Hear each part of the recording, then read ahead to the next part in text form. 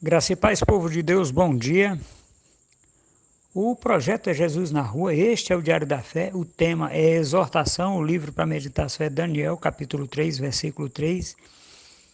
E nós vamos conhecer um pouquinho desse livro, só um pouquinho, porque ele tem muita coisa a ser explorada, mas nós vamos começar pelos fatos históricos desse livro.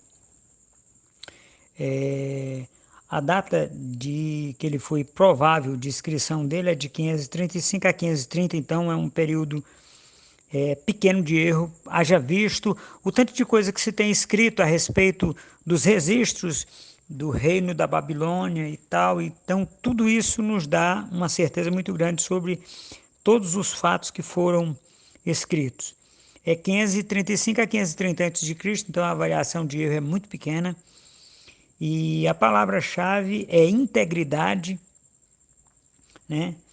E as fontes: autobiografia de Daniel e alguns documentos da monarquia babilônica. Então a gente tem certeza, assim, nos dá uma certeza sobre esses assuntos. Principais personagens são Daniel, Azarias, Misael e Ananias. E Nabucodonosor e Belsazar e Dário. E essa é uma perspectiva, meus amados irmãos, de que essas coisas aconteceram de verdade. Junto com muitos outros, Daniel e seus 3 amigos foram deportados para a Babilônia. E por causa da sua coragem e das claras bênçãos de Deus em suas vidas, eles foram promovidos. Muito bem, meus amados irmãos, mas eu quero atentar para uma situação. Daniel é um dos poucos personagens bíblicos sobre o qual nada de negativo foi escrito a respeito dele. Daniel é citado pelo profeta Ezequias, ou Ezequiel, né? Em Ezequiel, capítulo 28, versículo 3. E uma coisa interessante, meus amados irmãos, sobre este livro é porque nós temos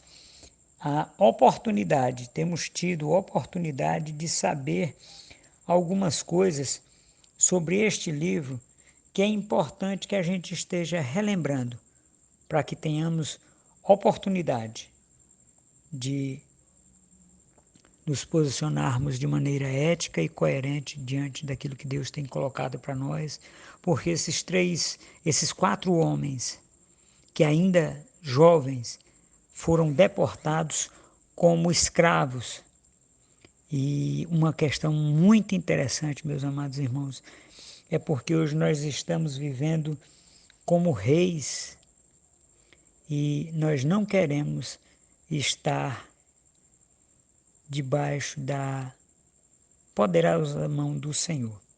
E aí no versículo 3, ele diz assim: Então se reuniram os príncipes, os prefeitos e governadores, e os capitães, os juízes, e os tesoureiros, e os conselheiros, e todos os oficiais das províncias. A consagração da estátua que o rei Nabucodonosor tinha levantado e estavam em pé. Todos esses estavam em pé, os que foram citados, os cargos. Estavam em pé diante da imagem que Nabucodonosor tinha levantado.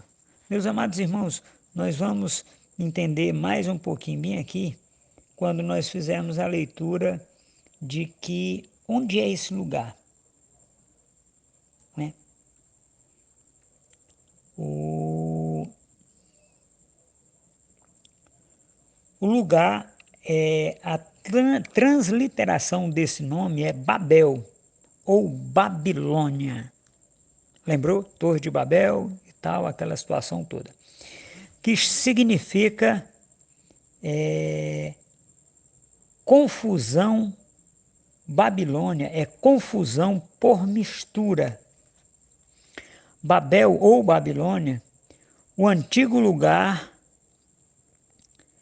e ou capital da Babilônia, atual Hilar, situado junto ao rio Eufrates. O Eufrates, que é aquela situação, né, em que o Pison, o Eufrates e tal, saíam do Jardim do Éden. Então, muito bem, meus amados irmãos, então esse povo está lá desde o início da história humana.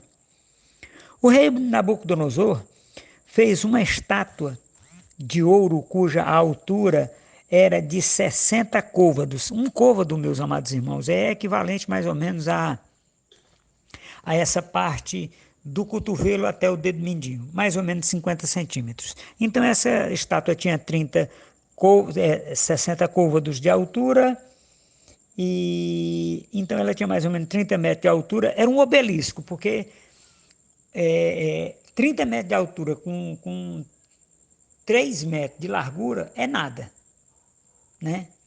É um obelisco, como nós vemos esses obeliscos hoje aqui no Brasil e no mundo. No planeta Terra nós temos visto muito essas situações. Muito bem. Então o rei Nabucodonosor mandou reunir os principais, os prefeitos, os governadores e tal, aquele povo todinho. Muito bem. E uma coisa muito interessante, meus amados irmãos. E o arauto apregoava em alta voz ordena-se a vós, ó povos e nações e línguas, quando ouvides o som da trombeta, da flauta da cítara. Então, tudo isso se ajoelhará e começará a adorar este obelisco ou esta torre ou esse que não era uma estátua, né, de ouro que o rei Nabucodonosor mandou fazer. Muito bem, meus amados irmãos. Agora tem um detalhe interessante. Esses 4 homens, Sadraque, Mesaque e Abidnego, né, que estes são os nomes hebraicos, que aí Daniel, que é Belsazar, aí aquele negócio todinho, aqueles nomes diferentes, eles não se ajoelharam. E a ordenança é que seria jogado na fornalha de fogo ardente para que essas pessoas foram, mas só 3 pessoas, porque nós não temos relato bíblico de Daniel nesta situação. Daniel tinha passado por outra prova, a cova dos leões, aquela situação toda. Mas o que eu quero trazer para isso, meus amados irmãos? Você, servo de Deus, que é concursado na prefeitura do seu município, é concursado no estado do seu município, no estado em que você mora, você que é concursado federal. Quantas vezes o presidente da República, o governador, o prefeito ou o chefe de seção seu diz que você tem que fazer uma coisa e contra a palavra de Deus e você faz? A grande pergunta é essa, meus amados irmãos. Por que você faz? Por que você não faz como esses homens? Por que você não se posiciona de maneira tal que as pessoas saibam o seu posicionamento antes de você fazer? Por que você leva coisas do trabalho para casa? Não, mas eu não roubei. Sobrou e eu estou levando e tal. É toner, é tinta, é uma meia resma de papel, coisas sem necessidade. Se esses homens tivessem levado alguma coisa para casa roubando, eles teriam morrido. pelo simples fato deles não estarem honrando a Deus com a vida deles. E eles estavam. Então, meus amados irmãos, o tema desse livro é muito interessante. Leiam o livro de Daniel, meditem nessa palavra, para que vocês possam ter um posicionamento ético e coerente dentro daquilo que Deus está chamando vocês. Chamando para fazer, chamados para fora, para fazer aquilo que Deus quer que vocês façam. Nós trouxemos esse pano de fundo todinho para que vocês entendam que hoje nós estamos vivendo isso e nós podemos nos posicionar de maneira ética e coerente, diferente daquilo que nós nos posicionamos no passado. Um bom dia, meus amados irmãos, que Deus abençoe a cada um de nós.